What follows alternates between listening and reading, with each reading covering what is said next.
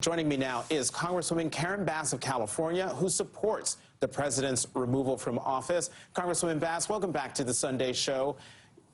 Thank you very much for being here. I'm glad to see that you are safe. Could you briefly tell us, where were you when the insurrectionists burst their way into the Capitol? Well, thank you for having me on, Jonathan, and I was very lucky because I had just stepped away. I had just finished talking to a Capitol police officer who told me that the crowd was beginning to dismantle the stage, but they had not come forward to the steps. So I was very fortunate to have just missed it.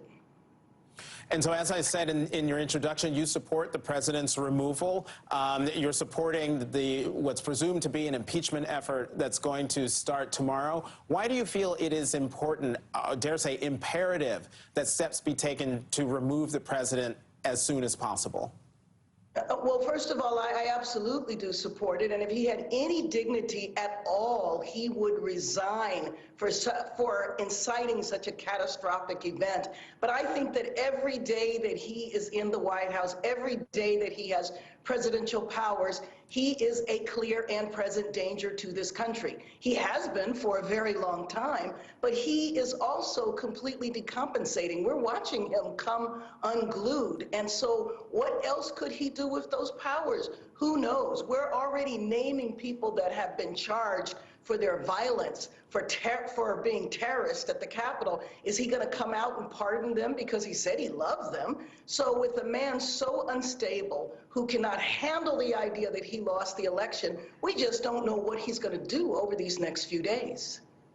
Your reaction to Republican members of Congress trying to enlist the help of President-elect Biden to stop your efforts, your meaning Democratic Party efforts, Democratic House Caucus Party efforts to start impeachment proceedings in the name of unity?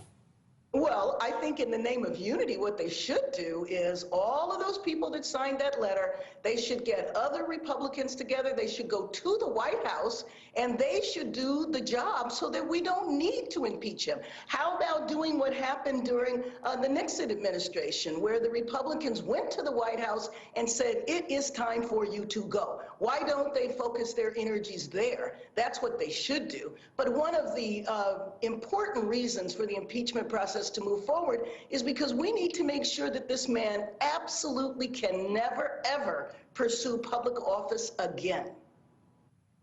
And one other reason I think impeachment should be pushed is because we want to make sure that this never, ever happens again with another president of the United States. Congresswoman Bass, how concerned are you that that was just the beginning and not the end? There have been reports that the domestic terrorists and others are planning to come back to Washington on the 17th, but also on the 20th, the day of the inauguration.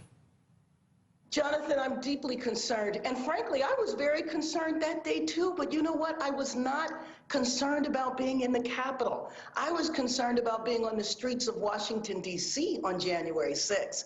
And so the idea that the Capitol wasn't even safe was just absolutely shocking. So I am deeply concerned, but I don't think we need to act like this domestic terrorism is new. I mean, the week before the 2018 election, there were 4 acts of domestic terrorism that he also incited.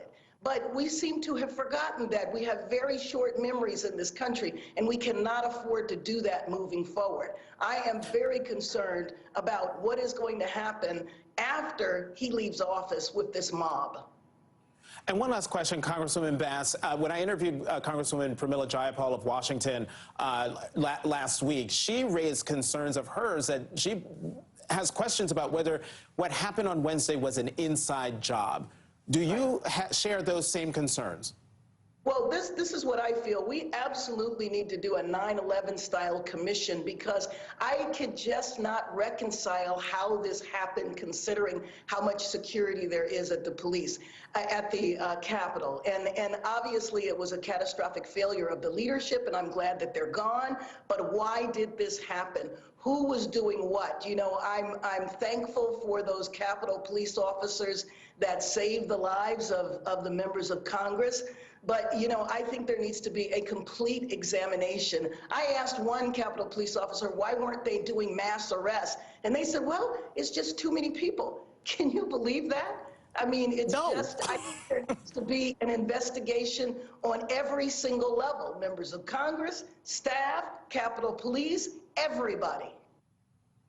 And with that, we're going to have to leave it there. Congresswoman Karen Bass of California, thank you very much for coming back to the Sunday Show. Thanks for having me on, Jonathan.